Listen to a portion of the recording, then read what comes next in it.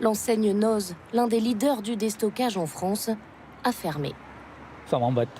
Ça m'embête parce que j'y allais 2-3 fois par semaine. J'ai même ma canne elle est de ce magasin. Dans cette région, reconnue par l'INSEE comme la plus vulnérable de France face à l'inflation, cette fermeture est une très mauvaise nouvelle. Sur Comines, c'était intéressant parce qu'en plus, on est un petit village. Les gens sont toujours à la recherche des petites choses pas trop chères. Comines, mais aussi Lens, Le Mans, Saint-Quentin, Noz a dû fermer 24 de ses 300 points de vente en France.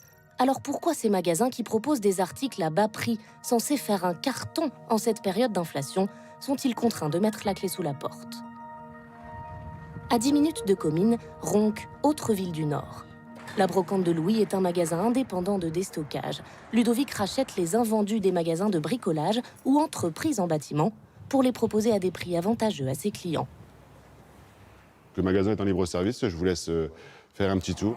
Mais ce patron connaît lui aussi des difficultés. Pas à cause d'un manque de demande, la clientèle est bien là. Également, bonne journée monsieur. Mais à cause d'un manque d'offres, il trouve moins de produits qu'avant. Les grandes enseignes chez qui il se fournit habituellement pour récupérer les invendus n'en ont plus. On nous appelait régulièrement pour déstocker. Aujourd'hui, on nous appelle un peu moins, tout simplement parce que les magasins ont moins de stock. Donc on a un peu moins de produits qui arrivent régulièrement. Pourquoi les industriels ou supermarchés ont-ils moins de stock? C'est parce que pour faire des économies, ils essayent d'éviter de surstocker en réserve inutilement. Cela leur coûte cher en espace de stockage. Alors ils ont développé de nouveaux outils qui leur permettent de mieux anticiper les ventes.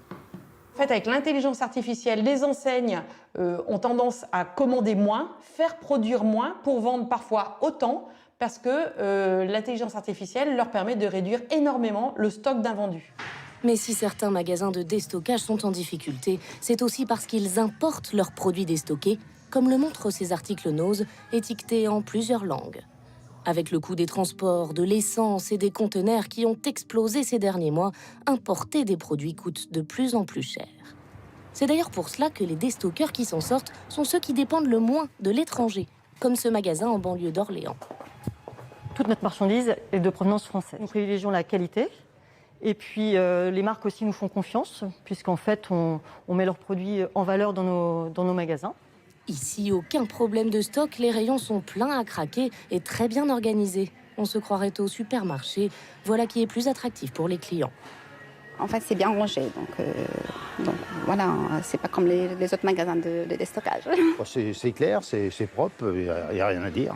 Ce n'est donc pas la fin d'un modèle. Malgré les difficultés de certaines enseignes, l'ensemble de ce secteur enregistre une croissance annuelle de 8%.